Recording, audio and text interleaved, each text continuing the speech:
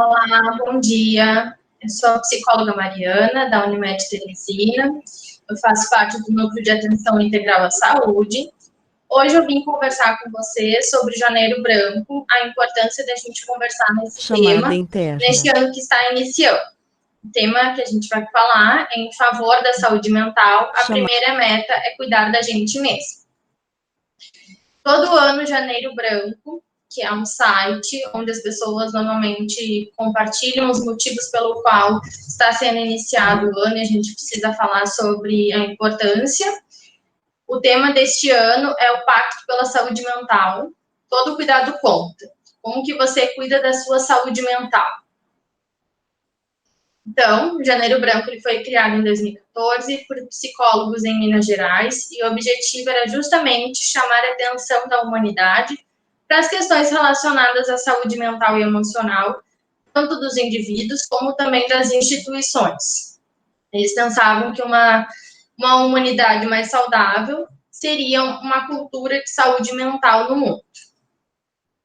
Então, por que Janeiro Branco é importante, né? A questão do janeiro e do branco é porque, em termos simbólicos, as pessoas no início do ano são mais propensas a pensar nas suas vidas, nas suas relações sociais, nas nossas condições de existência, né? E o branco é justamente porque normalmente é uma folha em branco, né? A gente vai desenhando ao longo dos meses o que a gente quer ver na nossa história, né? O que a gente quer ver ao longo do ano. Então, normalmente as pessoas começam a reescrever, a repensar um pouco nas nossas importâncias, a importância dos nossos hábitos, a importância da nossa saúde durante o ano que está vindo.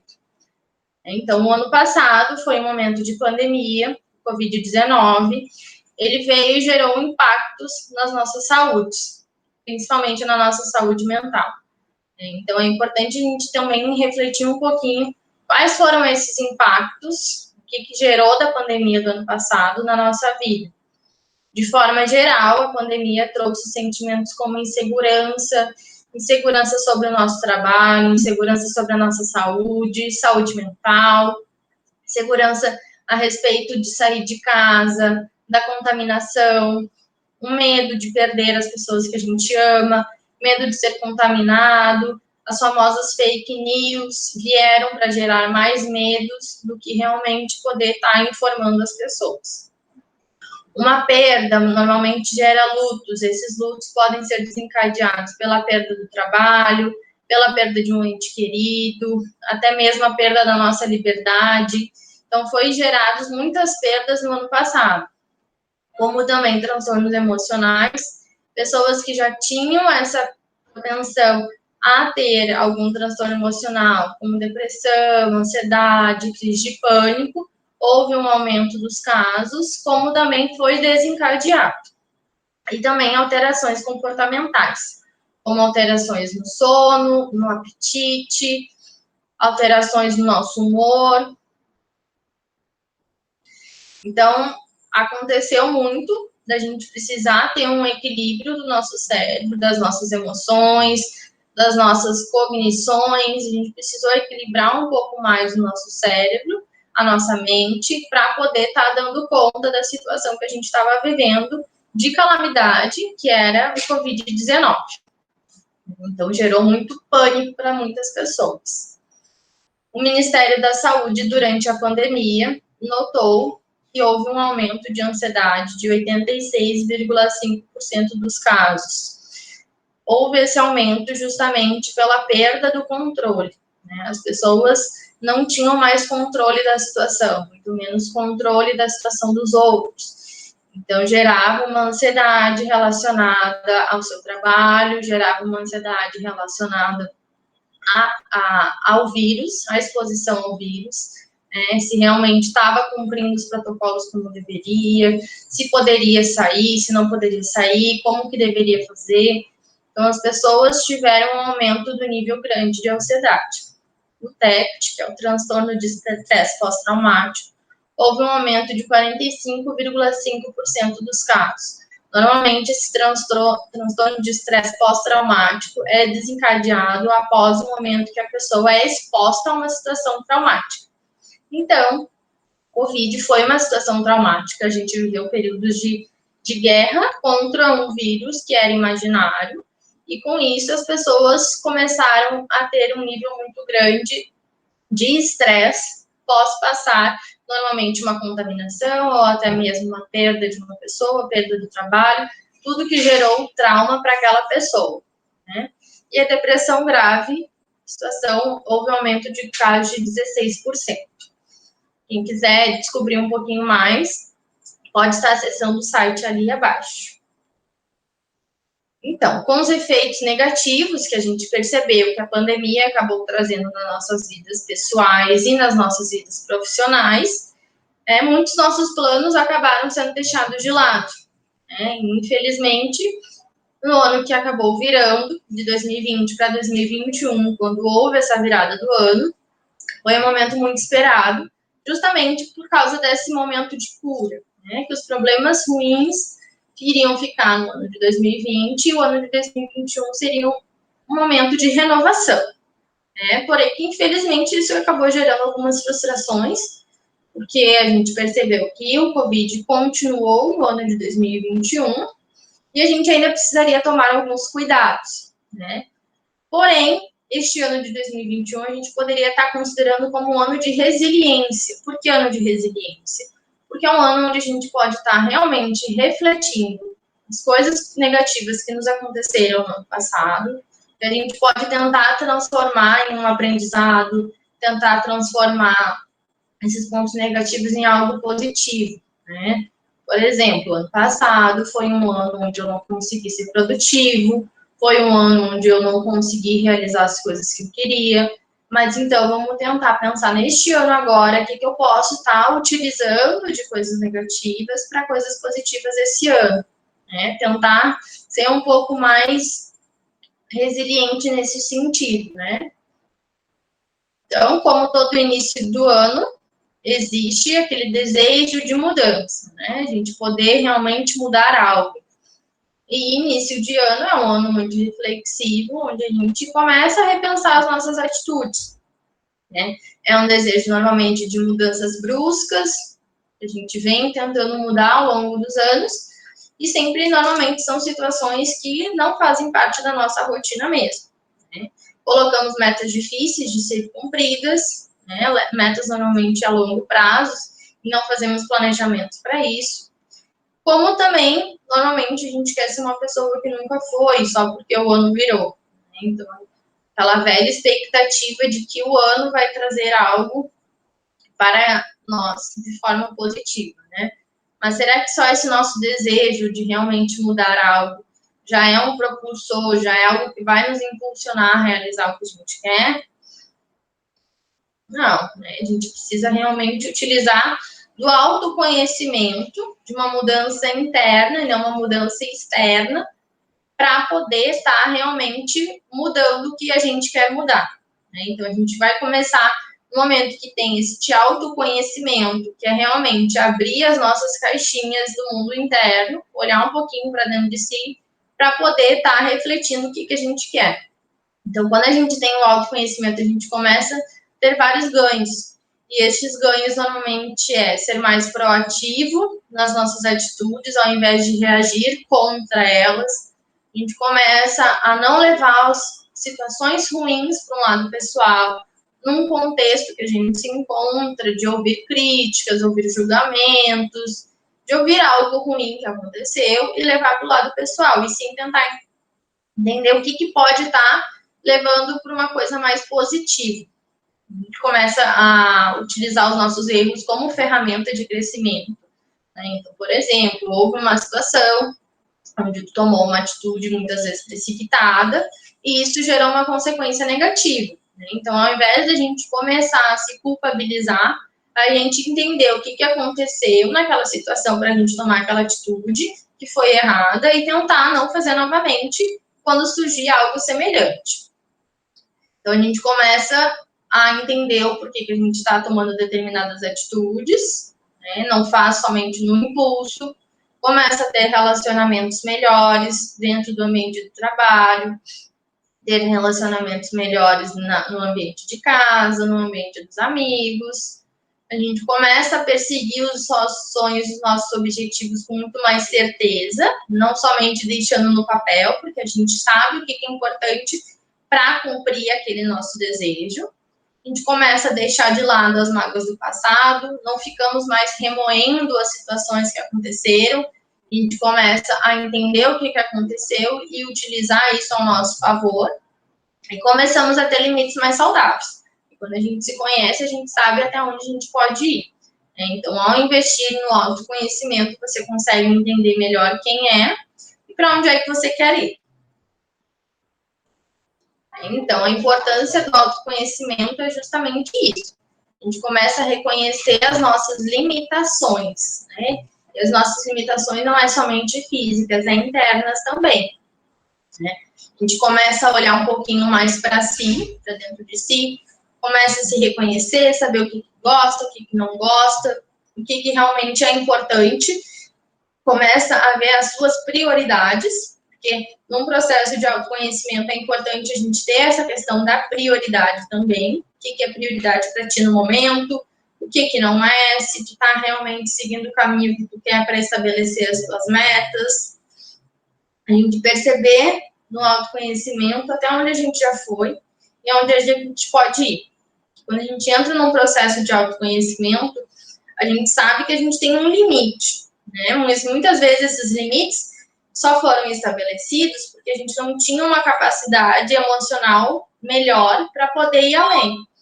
Então, normalmente, quando a gente vai além, a gente consegue entender que essa situação pode ser melhor ainda, né? Então, por exemplo, se eu estou indo a uma academia com uma frequência e normalmente essa frequência não está sendo a melhor que eu gostaria, a gente pode estar melhorando, né? Então, vou 3 vezes na semana, mas tenho colocado defeitos. Não tá legal esse horário, não tá legal isso, não tá legal aquilo, né? Então, a gente começa a mudar isso e com isso a gente pode seguir um plano melhor, né?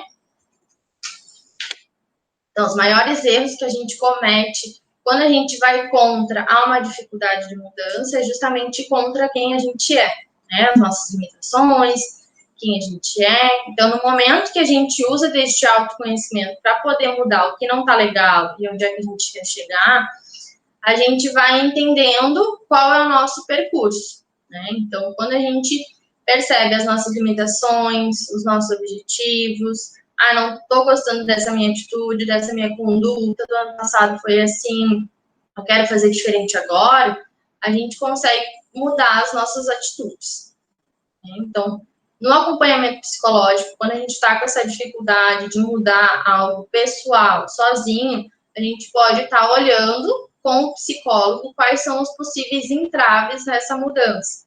O que está nos dificultando para a gente ir além, porque muitas vezes é uma situação muito imperceptível. A gente não nota, mas tem coisas dentro da gente que dificultam que a gente possa estar seguindo adiante, né? A gente começa a não se perceber como facilitador da mudança, coloca sempre um momento certo para tudo acontecer e não se ajuda a sair da zona de conforto, né? Então, se a gente for parar para pensar, a gente coloca no nosso dia a dia muitas limitações externas, né? O momento certo, a hora certa, a situação certa, tem que ser sempre tudo perfeito. Só que não, as nossas mudanças acontecem no momento que a gente olha um pouquinho para dentro de si e percebe que não, é uma situação muito mais que depende de si mesmo do que de uma situação externa. Então, algumas dicas para poder estar auxiliando nessa mudança, né?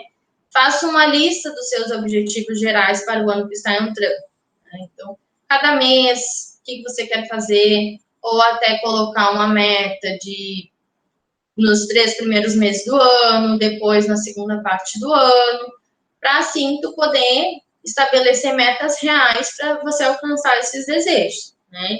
Então, por exemplo, eu gostaria de mudar um hábito. Este hábito precisa que eu faça o quê? Precisa que eu abra mão de qual situação? Precisa que eu me organize de que forma? Então, comece a escrever o que você precisa alcançar para realizar esse seu desejo e como que você vai fazer. Então, no momento que você escreve isso, que é importante sim escrever, colocar em algum lugar, deixar fixado, para que não esqueça, né, do que realmente você quer. Então, comece a estabelecer uma data para poder estar revisando as suas metas. Daqui a 3 meses, daqui a 6 meses, vou sentar, vou olhar, vou ver o que eu fiz, o que eu deixei de fazer. Entenda o que aconteceu para que você não tenha conseguido alcançar o seu objetivo, né? Quais foram as situações, quais foram os empecilhos, será que tem como tentar modificar isso agora? Será que talvez realmente esse teu objetivo está sendo congruente com o momento que tu se encontra? Isso também é muito importante, poder olhar a nossa realidade externa e realmente saber, no momento eu tenho condições sim de alcançar esse meu objetivo, porém, no momento não dá. Né? Então, vamos tentar abdicar dele, deixar para uma outra situação que às vezes é importante. Né? E não desanime. Se hoje não deu, amanhã é um novo dia. E esse novo dia pode ser que você consiga estar realizando as suas atividades. Né? Então, tem situações sim que a realidade externa impede com que a gente esteja alterando algo que a gente quer. Porém, é importante a gente fazer essa diferença, quando realmente há uma procrastinação, que a gente está empurrando somente com a barriga para não realizar o que a gente quer, ou quando é uma situação mais séria, mais grave, como uma situação financeira, ou até mesmo alguma situação familiar, alguma doença, né, alguma situação do trabalho que está gerando impactos negativos na vida. Então, a gente precisa também perceber como que está sendo a nossa situação atual, o nosso contexto, para poder estar realizando os nossos desejos. Então, como alguns empecilhos emocionais no processo de mudança, um deles é o aprender a não dizer não. Né? Normalmente a gente diz sim para tudo. Então, é importante que a gente comece a ter limites para as situações que vão surgindo, para que não comece a causar prejuízo. Então, como tu sabe que se tu quer alcançar um objetivo X, é importante que tu faça determinadas situações, quando surgir algo que vai contra o que tu pensou para ti, diga não. A gente precisa dizer não. É importante para a nossa própria saúde mental também. A gente poder dizer não e ir contra algo que a gente acreditou. Né? Se a gente começa a ir contra algo que a gente quer, a gente começa a se prejudicar. Então, isso acaba atrapalhando nos teus objetivos. É importante organizar os seus compromissos, né? Coloque horários, né? Ou no turno da manhã tu vai fazer determinada situação, no turno da tarde tu vai fazer outro, no turno da noite tu vai fazer outro. Por que é importante a gente se organizar? Né? Porque a gente vai entendendo que as coisas que vão chegando no dia a dia pode estar indo além do que a gente pode. Normalmente a gente coloca muitas atividades durante o dia e não percebe que a gente não tem tanto horário para isso. Então a gente tem que ter limites para que a gente possa estar cuidando da nossa saúde mental. Né? Então, reservar um espaço e horário determinado para o trabalho. Né? A gente tem um horário X de carga horária de trabalho e é importante a gente respeitar isso. Né? A gente precisa ter, sim, momentos de lazer, momentos de prazer. Ao chegar em casa, a gente poder ter dias para aproveitar alguma situação, não precisa deixar somente para o sábado e domingo para ver um filme, para aproveitar a família. A gente precisa começar a ter mais qualidade na nossa vida e não quantidade. Né? A vida não é somente um boleto. Né? Não somos somente um código de barras que estamos aqui para cumprir somente um papel. A gente precisa colocar um pouco mais de qualidade na nossa rotina e na nossa vida. É importante que a gente perceba o que a gente quer lá quando a gente traçou os nossos objetivos, quais foram as nossas metas e colocar qualidade nisso, né? Não somente quantidade. A gente não precisa ficar somente pagando as contas, trabalhando, fazendo atividades que não façam sentido para a nossa vida. Então, por exemplo, no ano de 2021, eu quero ser uma pessoa mais tranquila, eu quero ser uma pessoa mais leve. O que eu preciso fazer? Preciso ter mais qualidade, momentos de diversão com a família, diversão com os amigos, cuidar um pouco mais de si, da saúde mental, saúde física, né? Fazer uma atividade física, escutar uma música, praticar uma meditação, enfim, né? Então, é importante que a gente comece a ter um pouco mais de qualidade na nossa vida, e não somente uma quantidade. Então, assim, se a gente for pensar nessa questão de autoconhecimento, dessa questão dos nossos objetivos e da qualidade de vida, a gente precisa levar em conta as nossas emoções. E as nossas emoções, elas são as bases para que ocorra qualquer tipo de mudança de atitude ou de pensamento. Então, quando a gente não cuida das nossas emoções, e a gente só cuida das nossas partes físicas, normalmente as emoções, elas vão tentando sair de alguma forma. Então, tudo que a gente não põe para fora em palavras, não expressa que está triste, não expressa que tem raiva, que uma coisa te chateou, que tu não gostou de algo, isso vai acumulando e, ao acumular, vai saindo no nosso corpo. Porque as emoções precisam ter uma válvula de escape. Então, normalmente, a gente começa a sentir dores, a gente percebe que a gente tem tido muito mais sono, ou até mesmo a falta dele. A gente começa a sentir, muitas vezes, muito mais fome, ou até mesmo falta do apetite. Então, tudo que for os extremos, que normalmente você não é assim, pode ser que seja algo relacionado às suas emoções, às suas dificuldades de estar gerenciando elas dentro de si. Então, quais os caminhos que você percorre sempre ao chegar a um acompanhamento psicológico, né? Então, quando você está tendo problemas de estar gerenciando as suas emoções, estar gerenciando seus pensamentos, não está conseguindo realmente trilhar o seu caminho que você colocou lá no início do ano como meta, pode ser que você precise sim buscar um acompanhamento psicológico, né? Que sozinho você não está conseguindo, não está dando conta, está precisando de ajuda. Então, ao invés de a gente sempre recorrer a outras questões, vamos procurar um acompanhamento psicológico para poder estar entendendo o que está acontecendo nessa alteração emocional. Então, para fechar, não existe fórmula mágica para que possamos seguir para nos acalmar diante de situações difíceis. Afinal, cada um tem a sua forma de se comportar.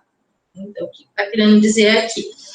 Que cada um tem seu jeito, cada um tem a sua história e tem a sua realidade. Não existe uma formulazinha mágica para que todo mundo possa seguir e agir frente a uma situação difícil.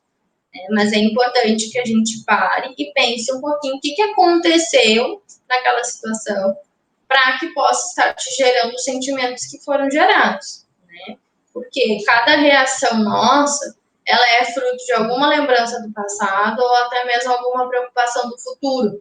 A gente está esquecendo de viver o presente. Então, quando a gente vive o presente, olha o que está acontecendo, tu te depara com uma situação difícil, vamos refletir um pouquinho. Não precisamos agir no impulso, podemos parar, refletir, entender o que está acontecendo e assim tomar uma atitude, certo? Então, muito obrigada, espero que tenha contribuído no conhecimento de vocês a partir deste ano novo que se inicia, que tenhamos um ótimo ano de 2021, possamos nos conhecer um pouco mais, dar prioridade para as nossas emoções, na nossa saúde mental, e tenhamos mais qualidade de vida para o ano que está entrando. Vamos utilizar as situações ruins que tivemos no passado para coisas mais positivas este ano. Vamos estabelecer metas que possamos cumprir e não vamos ser pessoas que não somos só para se enquadrar num padrão de vida que normalmente não temos. Certo? Muito obrigada. Então, tenha um ótimo dia.